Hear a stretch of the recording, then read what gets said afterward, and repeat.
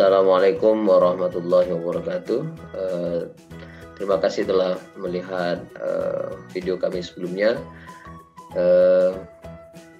Teman-teman peneliti, Bapak Ibu sekalian, rekan-rekan pasca sarjana, mahasiswa yang ingin terbitkan jurnal Scopus. Kali ini kita belajar tentang bagaimana melihat jurnal yang discontinue dari Scopus. Nah, hal ini perlu kita ketahui karena banyak sekali kasus yang terjadi ketika seseorang sudah submit di satu jurnal, ternyata jurnal tersebut sudah discontinue. Tentu saja ini sangat merugikan teman-teman sekalian ketika berguna untuk banyak hal dan ternyata jurnalnya discontinue. Nah, untuk menghindari hal tersebut, video kali ini kita sharing, belajar bersama tentang bagaimana melihat jurnal-jurnal yang discontinue yang ada di Scopus, sehingga kita bisa terhindar dari jurnal-jurnal yang discontinue tersebut. Nah, simak terus video ini, kita Nah, Bapak Ibu sekalian, tentu langkah pertama adalah kita masuk dulu ke Scopus. Kita lihat di sana maka jurnal-jurnal tertentu sudah di-discontinue gitu ya, karena per bulan biasanya ada laporannya. Jadi Bapak Ibu silakan cek saja di Scopus. Oke, Bapak Ibu sekalian, scroll ini ke bawah, ambil bagian konten coverage. Ya, ini diklik ya, yang ini. Ya. Nah, ini kita tunggu beberapa saat. Oke, di scroll aja ke bawah sampai kita lihat ada menu. Ini rekan-rekan sekalian, ambil discontinue search from Scopus. Jadi di sini akan ada jurnal-jurnal yang discontinue dari indeksasi Scopus. Kita download saja. Oke, bisa di save ya. Silakan. Bapak Ibu sekalian, setelah kita tahu bahwa di bulan Oktober ini ada jurnal-jurnal baru yang discontinue oleh Scopus, berarti kita harus berhati-hati dengan jurnal-jurnal tersebut. Oke, Bapak Ibu sekalian, biasanya jurnal-jurnal yang baru discontinue oleh Scopus itu berwarna orange ya. Ini sangat baru sekali yang discontinue oleh Scopus. Ini bulan Oktober ya, nanti ada lagi sampai akhir tahun ya, setiap bulan ada. Memang kita harus jeli ya melihat jurnal-jurnal terdiscontinue ini agar terhindar dari kerugian. Nah, Bapak Ibu sekalian, teman-teman di mana-mana berada, kita lihat ada beberapa jurnal yang didiscontinue di sini. Ya, kita nanti lihat kasusnya ya, kenapa didiscontinue. Nah, mungkin ada juga Bapak Ibu sekalian merasakan jurnal yang pernah Bapak Ibu sekalian masuki, mensubmit artikel ke sana, ternyata jurnal tersebut discontinue di waktu kemudian hari. Maka Bapak Ibu sekalian harus melihat dia discontinue pada tahun berapa, pada volume berapa, pada isu berapa, dan page rank-nya berapa ya. Page rank-nya itu. Jadi kita lihat di sini misalnya tulisan Bapak Ibu sudah pernah disubmit di jurnal itu ya, misalnya tahun yang sama, misalnya volumenya sama, tapi isunya berbeda, isunya isu kedua gitu. Nah, karena dia masih isu kedua biasanya tercover karena dia belum masuk pada rank-nya di discontinue. Atau di atas itu ya, mana tahu jurnal tersebut sudah memperbaiki diri dan Bapak Ibu pas masukkan artikel itu ketika jurnal tersebut sudah kembali diindeks oleh Scopus. Nah, kita lihat di sana ya, biar kita tidak salah sangka bahwa memang kalaupun dia di discontinue kita harus lihat juga dia di discontinue pada tahun berapa, volume berapa, isu keberapa, dan halaman keberapa. Kalau seandainya tidak pada bagian ini, Bapak Ibu selamat gitu ya.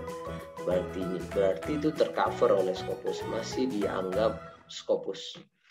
Oke, itu Bapak Ibu sekalian. Sekarang kita coba satu jurnal yang di discontinue. Kita tengok kasusnya. Memang banyak penyebab jurnal itu di discontinue ya.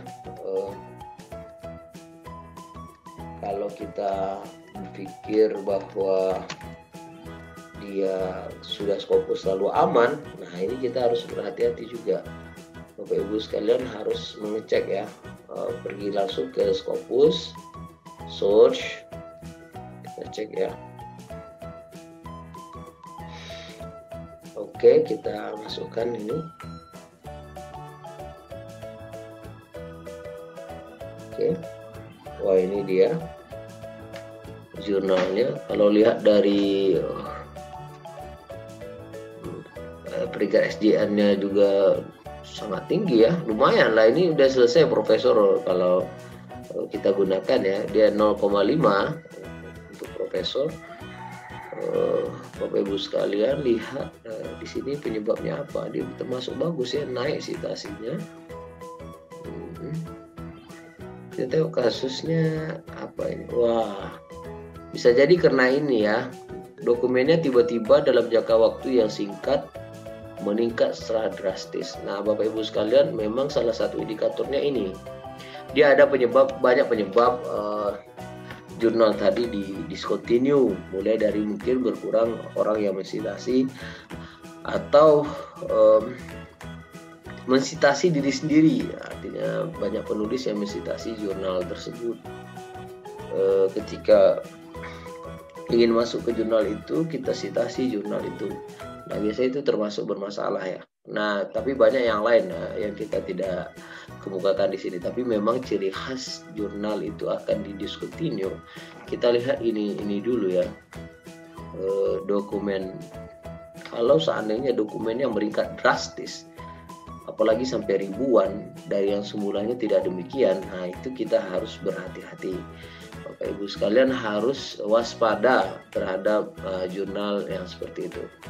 Ya, kita juga bisa lihat di SJR jurnal ini. Mungkin kalau di SJR jurnal ini masih dianggap Scopus ya, karena dia belum memperbaharui diri. Biasanya SJR itu memperbaharui dirinya selama 3 bulan sekali. Oleh karena itu kita harus memang aktif melihat di Scopus setiap bulannya ya, berapa jurnal yang discontinue, agar kita, wah ini jurnal India. Memang saya harus informasikan kita berhati-hati dengan jurnal India, Bangladesh, Pakistan.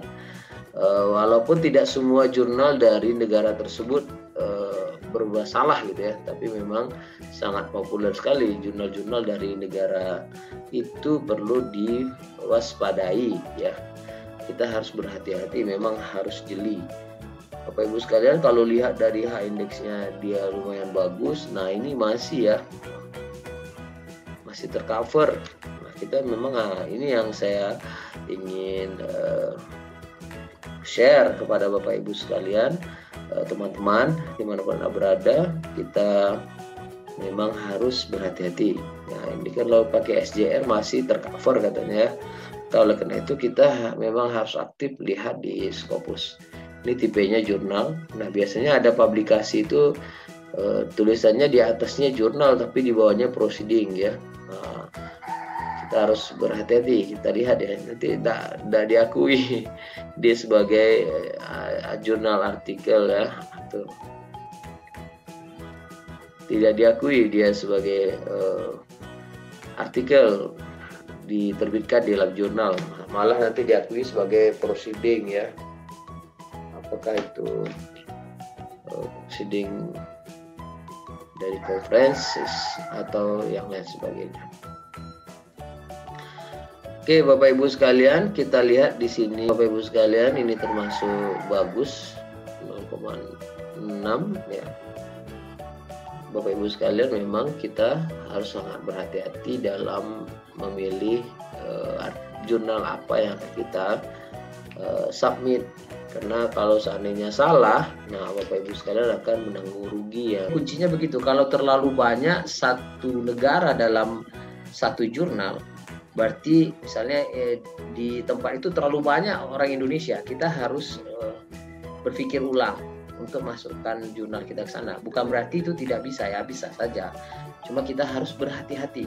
Kan kasihan artikel yang sudah kita masukkan ke dalam jurnal itu, ternyata jurnal itu nanti discontinue. Nah, beruntung kalau seandainya ketika kita masukkan yang di discontinue tidak di volume kita, tidak di isu kita, atau tidak di page kita. Nah, itu beruntung sekali. Nah, kalau seandainya yang kena adalah kita, maka yang terjadi tentu Bapak Ibu sekalian akan kecewa. Nah, mungkin kita tidak harapkan, namun ini banyak terjadi di teman-teman kita, karena kita bersemangat untuk memasukkan ke jurnal terindeks Scopus, tapi ternyata jurnal tersebut sudah discontinue. Memang teman-teman sekalian, bagi kita yang pemula, terutama saya, kalau sudah yang pro itu sudah bagus-bagus, dia sudah paham itu ya. Kita harus punya tim ya dalam pembuatan artikel Scopus, terutama kita yang baru-baru, kita harus bekerja sama dengan teman-teman yang sangat mahir di bidang yang kita kuasai atau ilmu yang kita punya, sehingga kita terhindar dari kemungkinan kerugian dari penerbitan artikel di jurnal yang diindeks oleh Scopus. Nah, saya sendiri belajar dengan beberapa teman ya yang hebat-hebat, luar biasa, terutama dengan Pak Ifdil PhD yang luar biasa. Saya banyak paper dengan beliau. Ya, kita harus memang belajar dari orang-orang yang kita percayai ya. Kalau tidak begitu ya susah sekali kita untuk berkembang di dunia penelitian, terutama dalam bidang penerbitan artikel ke jurnal-jurnal terindeks Scopus atau International Index yang lainnya. Juga saya belajar dengan Pak Dr. Habibie Soleh, dan ada Pak Dr. Rahmat Kurniawan, ada teman yaitu Bang Sofwan. Nah, ini teman-teman sekalian, penting kita belajar dari orang-orang yang kita anggap sudah mahir di bidang ini. Memang saran saya itu dulu yang bisa saya sampaikan. Memang kita harus berhati-hati kalau jurnal itu dari negara yang saya bilang tadi, India, Pakistan, Bangladesh. Lalu kita lihat setiap penerbitan dokumennya, kita harus perhatikan di sini ya, kita harus perhatikan ya, apakah terjadi lonjakan luar biasa terhadap dokumen tersebut, atau kita lihat di sini nanti tiba-tiba di site store-nya hilang di sini ya, berarti kita sudah harus curiga dengan jurnal tersebut. Artinya jurnalnya sudah bisa jadi akan di-discontinue ya, sebelum dia masuk dalam jurnal di-discontinue oleh Scopus. Walaupun nanti dia bisa memperbaiki diri ya, lalu dia masuk lagi ke Scopus, bisa jadi itu akan terjadi dengan beberapa jurnal internasional yang lain. Nah, itu saja yang dapat saya sampaikan. Mohon maaf apabila ada kesalahan dalam penyampaian. Saya akhiri, sampai jumpa lagi bersama kami di video selanjutnya. Assalamualaikum warahmatullahi wabarakatuh. Salam sehat mental.